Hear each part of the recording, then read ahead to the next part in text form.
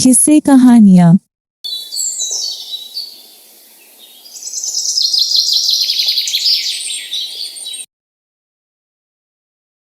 एक समय की बात है। हरे भरे खेतों और बहती हवा से घिरा एक सुंदर शांत गांव था। उसी गांव में राजा राजेंद्र सिंह का राज था। राजा बड़ा ही दयालु था। प्रजा हो या सेवक, सबका वह पिता समान ख्याल रखता। पर उसके इकलौते बेटे वीरेंद्र का स्वभाव उससे बिल्कुल उलट था। घमंडी, निर्दयी और गुस्सैल। एक दिन भोजन में जरा सी चूक हो गई। नमक कम पड़ गया। ये क्या बेस्वाद खाना है? किसने बनाया है? क्षमा करें युवराज, भूल हो गई। पर वीरेंद्र का क्रोध अंधा था। उसने आदेश दिया, इसे नमक के ढेर में गाड़ दो, अभी के अभी। यह बात राजा तक पहुंची। वे गुस्से से वीरेंद्र के कक्ष में गए। वीरेंद्र, क्या तुम्हें जरा भी बुद्धि नहीं? पिताजी, हम राजा हैं। हमारे खाने में कमी कैसे हो सकती है? अगर यही हरकतें जारी रहीं तो न राजा बनोगे न एक वक्त का भोजन मिलेगा। कहकर राजा लौट गए। शाम को राजा अपने शमियाने में चिंतित बैठे थे। रानी आई और बोली, महाराज, वीरेंद्र अभी नादान है। बड़ा होकर वह आपकी जैसा दयालु बनेगा। आप चिंता न करें। इसके लिए उसे महल से बाहर की दुनिया देखनी होगी। उसी गांव में एक गरीब बूढ़ा आदमी रहता था। सब उसे काका कहते थे। वह हर सुबह उठकर अपनी भैंस का दूध निकालता और एक पुरानी बाल्टी से घर घर बेचता।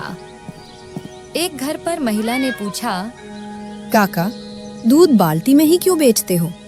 कुछ और नहीं है क्या आपके पास? बेटी, ये बाल्टी मेरे पिता की आखिरी निशानी है। जाते समय कहा था, जो भी करना इसी से शुरुआत करना। बस तब से यही मेरा सहारा है। अकेला काका सादगी से जीता था और उसी सादगी में एक बड़े बदलाव की नींव छुपी थी। अगली सुबह दरबार लगा ही था कि गांव का एक आदमी हांफता हुआ भीतर आया। उसका चेहरा पीला पड़ा था।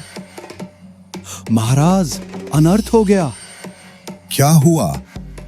महाराज, हमने जो खजाना छुपा कर रखा था वो हमारे दुश्मनों ने ढूंढ लिया और ले गए। क्या? पर उन्हें उसके बारे में पता कैसे चला? पता नहीं महाराज, पर लगता है हमारे ही गांव में उनके जासूस हैं। मैंने बहुत ढूंढा पर कुछ हाथ नहीं लगा। राजा जी, हमें ऐसे जासूस की जरूरत है जो गांव में रहकर दुश्मनों के जासूसों का पता लगाए। राजा गहरी सोच में पड़ गए। हमारे पास सबसे माहिर जासूस है। कौन महाराज? वीरेंद्र। राजा तुरंत वीरेंद्र के कक्ष में पहुंचे और सारी बात बताई। वीरेंद्र ने गंभीर स्वर में कहा, पिताजी, आप निश्चिंत रहें। वीरेंद्र, इस बार गुस्से पर काबू रखना।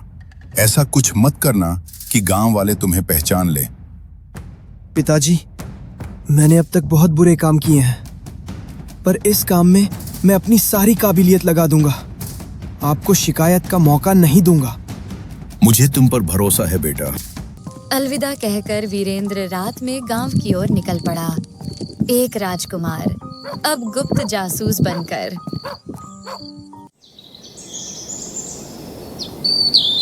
अगली सुबह काका की आंख खुली तो सूरज काफी ऊपर आ चुका था। अरे, आज तो बहुत देर हो गई। जैसे ही बाहर आकर देखा तो आंगन खाली था। अरे, मेरी भैंस! काका ने इधर उधर देखा। पास की गली, खेत की मेड़, कहीं कुछ नहीं। वे जल्दी से पड़ोसी के पास पहुंचे। अरे मोहन, मेरी भैंस देखी क्या तुमने? काका, भैंस तो नहीं दिखी, पर रात को बहुत जोर जोर से चिल्ला रही थी। मुझे लगा आप जाग गए होंगे।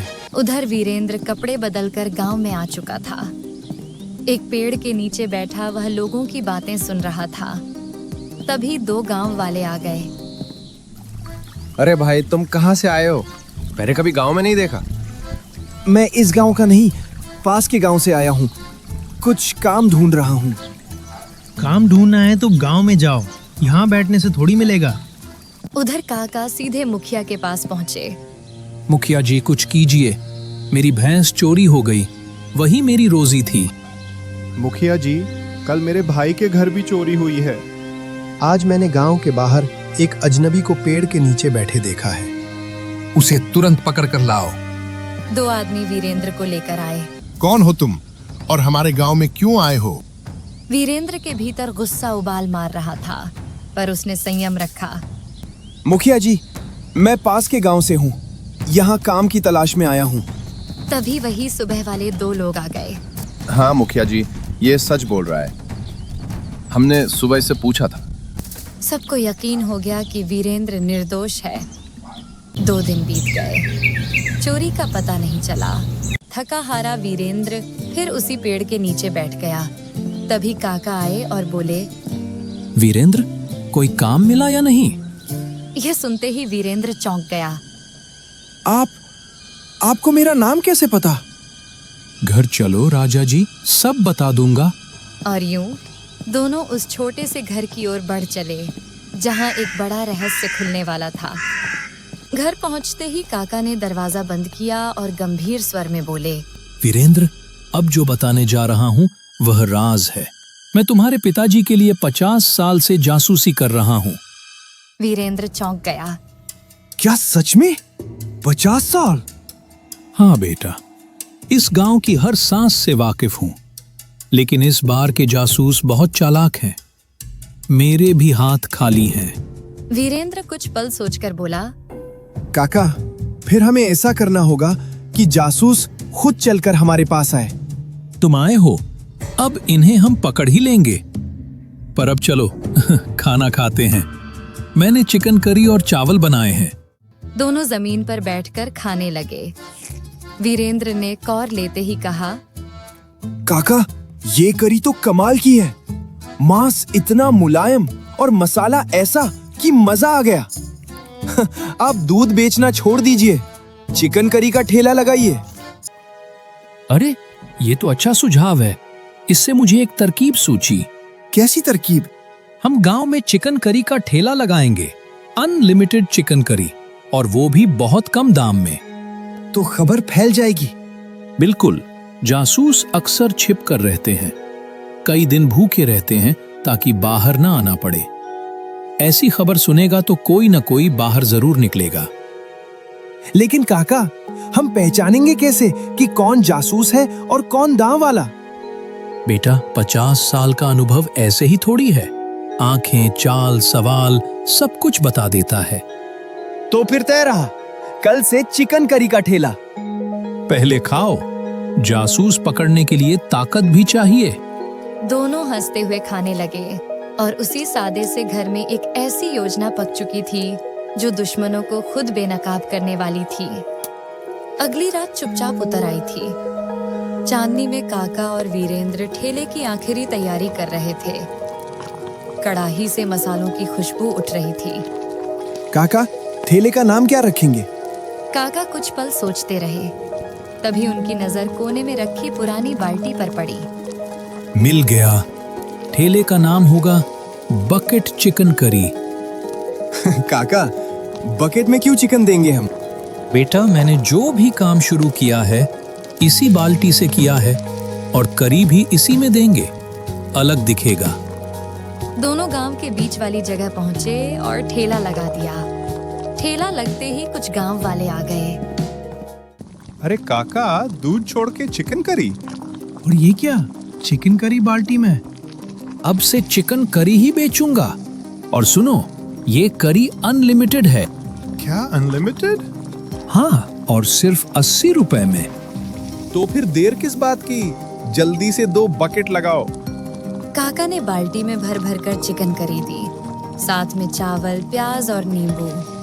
लोग खाते ही बोले, काका, इतनी स्वादिष्ट करी और इतने कम दाम में। अब तो पूरे गांव में हंगामा मच जाएगा।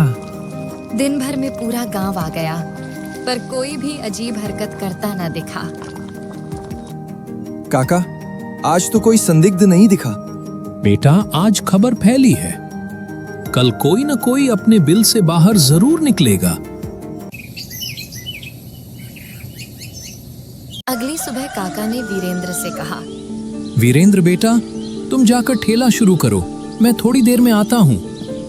वीरेंद्र ने सिर हिलाया और उसी जगह जाकर बकेट चिकन करी का ठेला सजा दिया। कुछ ही देर बाद काका पीछे से आ पहुंचे। काका, मुझे एक आदमी पर शक हो रहा है। कौन? क्या तुमने उसे पहले देखा है?